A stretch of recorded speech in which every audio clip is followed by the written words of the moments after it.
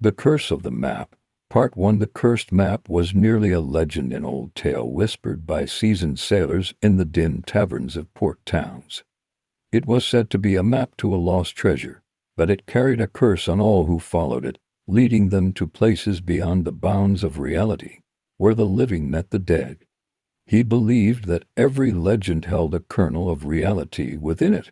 When he stumbled upon a strange artifact in an antique market in Istanbul, an ancient, partially burned leather scroll with bizarre markings, his heart pounded. This was it, the cursed map.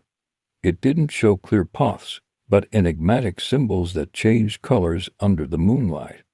For Jacob Stone, a young explorer, who had spent his life chasing legends, this story was the ultimate challenge.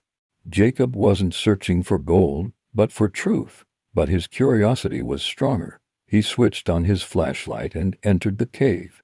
The air was extremely cold and damp, and the echo of his footsteps reverberated strangely, as if repeating themselves multiple times.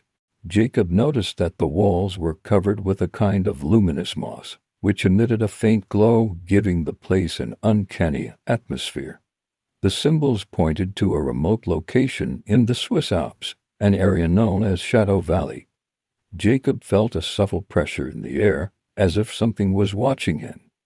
The map led into a large chamber deep within the cave.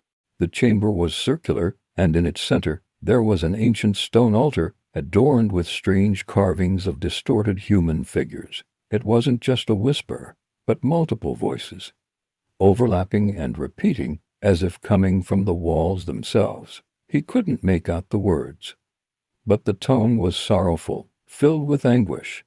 They weren't transparent ghosts, but hazy, pitch-black entities, featureless, yet moving slowly towards him. Their limbs were unnaturally long, and they emitted a faint scraping sound as if dragging themselves across the floor. Jacob felt an absolute coldness engulf his body, as if all his energy was being drained. He realized these weren't just ghosts, but trapped souls, or perhaps something far worse. The region was deserted, shunned by locals who spoke of a perpetual, never-lifting fog and strange sounds emanating from the depths of the mountains. Jacob realized the map wasn't just a guide, but a part of the curse itself. He felt cold hands grasp him, pulling him towards the stone altar. The whispers filled his mind, promising him eternal confinement in Shadow Valley. The voices began to shriek incomprehensible words, but they were filled with rage. Jacob felt as if the cave itself was breathing, and the walls were closing in on him. It wasn't an ordinary cave. Its mouth looked like a giant maw carved into the rock, and inside was absolute darkness. When Jacob touched them, he felt an icy coldness, as if the manuscripts were alive. Suddenly, the green light emanating from the moss on the walls intensified, turning into a bloody red. The map glowed intensely, pointing inward. He knew this journey was different. As soon as his feet touched Shadow Valley, he felt an unnatural cold seep into his bones, despite his warm clothing. The fog was thick, obscuring trees and mountains, making visibility almost impossible. For Jacob, this was confirmation. The symbols shifted, pointing to a narrow, winding path that led deeper into the valley. The further Jacob ventured, the denser the fog became, and the air grew heavier, laden with a strange scent of damp earth and something he couldn't quite identify. Jacob embarked on his journey, equipped with climbing gear, a powerful flashlight, and a notebook for his observations. The map began to glow with a faint blue light in the darkness. After hours of walking in eerie silence, Jacob reached the entrance of a cave. Jacob hesitated for a moment. His sense of danger screamed in every cell of his body.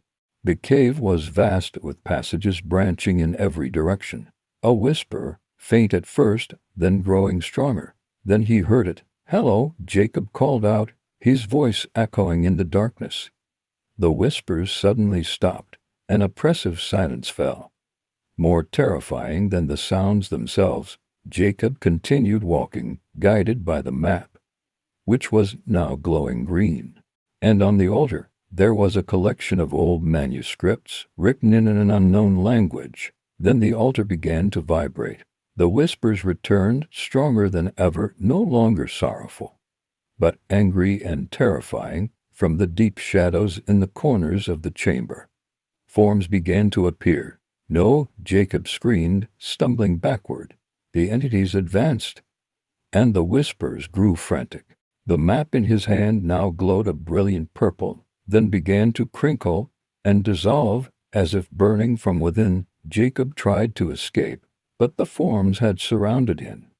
The only thing Jacob saw before the cold darkness of the cave swallowed him entirely were distorted faces appearing within the hazy forms, faces filled with terror, as if reflecting his own fate.